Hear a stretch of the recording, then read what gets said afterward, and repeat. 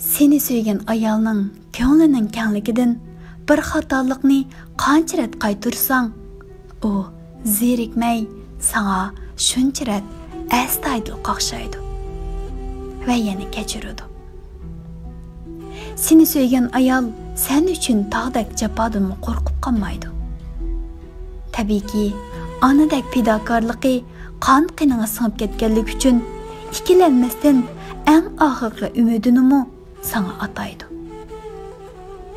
Seni söygen ayalning irodasidan ayman ve onu his qil. Ve hiç qachanda onu boş çağlama. Jürgi kuyak ayalning qo'lidan har qanday ish keladi. Shartsiz ishonki, taqdirning oldida sen uchun oningdek tik turadigan birisini uchrata olmaysan ve onunga aziz bo'lgandek birisiga aziz bo'la olmaysan. Amma o mehrsiz aynamaydı. Aymaslıqından suludu, qurudu. Agar seni haqiqiy söygen ayal bolsa, onu asra. Azarlışıp yalğız qo'shiq tamshalma.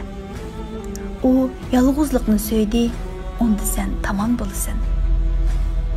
Sen yig'latgan ko'zlarni boshqalar kuldirsa, sen salgan uvalchiliklarga yatlar davo bo'lsa, salavat onunda tugaysan. İniqki sözleringni samimiy va tatlı qilmaqingning va harakatingni siliq qilmaqingning zaruri bor. Chunki u sendan mehrdan boshqa narsa kutmaydi.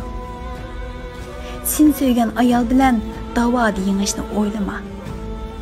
Seni söygen kundan boshlab o sana yengilib bo'lgan, jiplaringga bog'lanib bo'lgan bo'ladi. Sen faqat ko'zlaridan ko'nglidagi g'ashlarni ko'raligidek suy. So'zlaridan kayfiyatlarini sezaligidek suy. Ham asla bilib turib, sezib turib qayrishma. O sening o'zini bilib turib aymag'illig'ini sezdimi? Bo'ldi. Bu oshiqlik tamam yeter.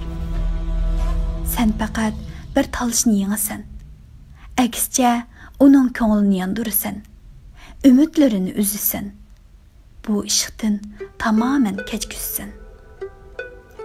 Qanchalik söygen bolsa, shunchalik nafrati bilan pushayman cho'llarga yugurtsan. O'zingdan seni o'zidan ortiq söygen birini yulib olasan. Shundaqla qimmatingni, hurmatingni, o'rningni tangla yo'qtsan. Şoňmy elmasaqdan tartib yanda bari eng haqiqisi. Barının qadrini qilgani eng to'g'risi. Mening deb qo'llarini qo'yib etmagini oxirgisi bo'lib kelgan.